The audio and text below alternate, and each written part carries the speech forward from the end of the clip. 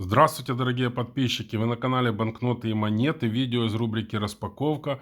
Давайте посмотрим посылочку, которая нам пришла. Это видео не будет долгим, минут 5-6. Давайте возьмите чаек, кофеек. Поставьте сейчас лайк этому видео и подпишитесь на канал. Поехали! Итак, что у нас на этот раз? На этот раз у нас $10 в Австралии. Мое любимое направление. Банкнота относительно недорогая. Много их есть в обороте, но она востребована. Я коллекционирую эти банкноты. Погодово их коллекционировать невозможно, потому что они выпускались, по-моему, лет 15, и год на них не ставился. В коллекции у меня есть такая банкнота. Единственное, что я сравню состояние. Здесь я вам скажу так. Она не запачкана. Она не порвата, но она была здоровски помята. Я так понимаю, что ее выровняли насколько можно. Посмотрим, я еще над ней поработаю. Может, она уйдет в коллекцию. Банкнота красивая, и банкнота в таком банкнота, как сказать, в таком состоянии, такого номинала, достойное украшение коллекции, и продастся она достаточно быстро. 10 рублей Латвии, это 90-е года. Я собрал, по-моему, до 50 или до 100 рублей эту серию. Ну, дальше пока не тяну. По-моему, есть 500 рублей, но они очень дорогие. Банкнота красивая. Тот период, как раз сразу после распада СССР.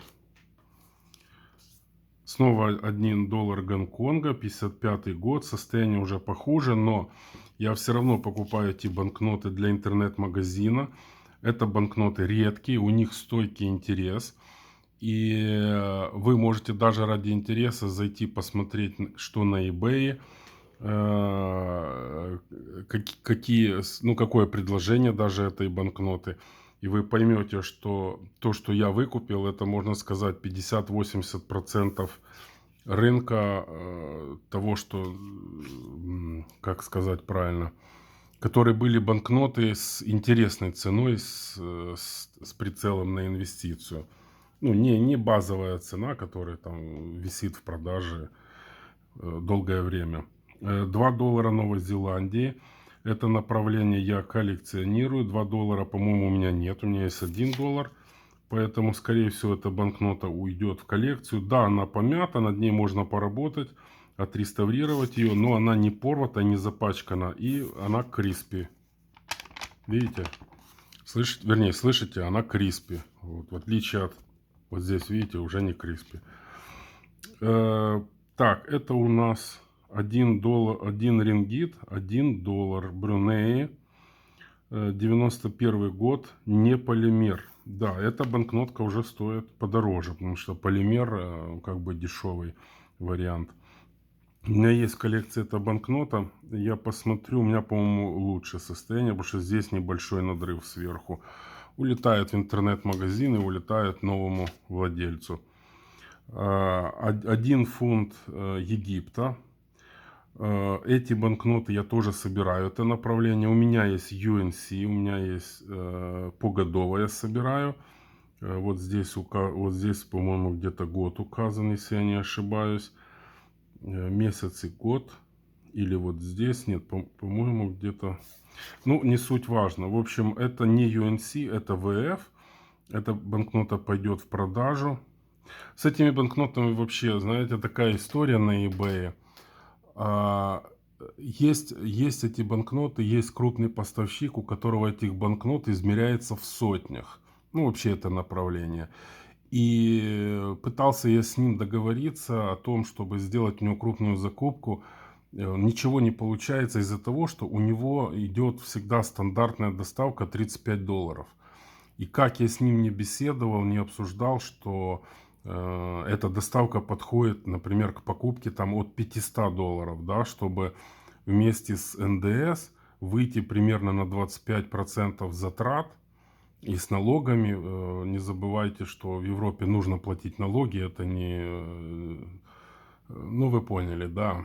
И ничего не получается. То есть Он говорит так: до 5 банкнот я отправлю письмом за 8 долларов. Ну, 5 банкнот это ни о чем. Это 5 банкнот это 10 долларов. Это 100% расходы идут. На 10 долларов 7 доставка плюс НДС. Либо, говорит, если вы берете больше, то тогда 35. Но извините, ну, в общем, короче, ничего с ним не получается. И я обратил внимание, что у него это количество как висело в продаже, так и висит. Я повторюсь, это сотни банкнот. В то время, когда другие люди вот эти банкноты продают по 5, по 6 долларов, вот эти паунды египетские, ну, конкретно вот эту банкноту, он не может ее продать за $1.80, $1.90. То есть у него висит там этих банкнот 100 штук в наличии, $1.90, доставка 33 доллара.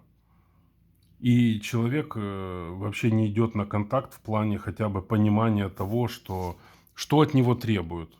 Ну, не знаю, ну вот такой египтянин. Я спокойно отношусь к любой нации, но это явно не самый умный представитель этой нации. $1 Новой Зеландии, АНФ, первая серия. Я уже говорил, что коллекционирую. Состояние вы видите XF, просто красотулечка.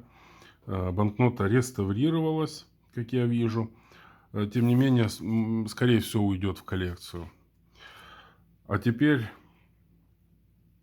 такая вот банкнотка. Теперь почему я сказал слово «теперь»? Потому что в предыдущих видео я говорил, что я не коллекционирую Цейлон. И я вспомнил, что у меня есть вот таких 5 рупий и 10 рупий. Они, по-моему, такие малиновые. И вот она зеленая, которые все-таки коллекционирую. Их достаточно сложно найти в хорошем состоянии. В таком убитом состоянии такая банкнота начинается вот где-то 5-8 евро. В зависимости, как вам повезет. Ну, плюс еще доставка. Ну, согласитесь, что банкнота красивая. Красивая банкнота. И заканчивает у нас Гватемала. Один зал. Вообще ничего не знаю об этой серии. Ничего не знаю. Я, честно вам признаюсь, я не знаю, где Гватемала находится. Знаю ориентировочно то ли Центральная Америка, то ли Южная. Где-то там, по-моему. Ага, вот, Гватемала, Центральная Все, выяснили. Центральная Америка, 77 год. Ну, не знаю. Я ее взял, я не помню, ее как-то там в нагрузку мне кинули. Если дадут за нее $2, скажу спасибо. Жемчужина. Жемчужина. Это один перпер. Это бывшая, это одна из стран Югославии. По-моему, Босния и Герцеговина или Черногория. Я вам сейчас честно не скажу, я не хочу придумывать.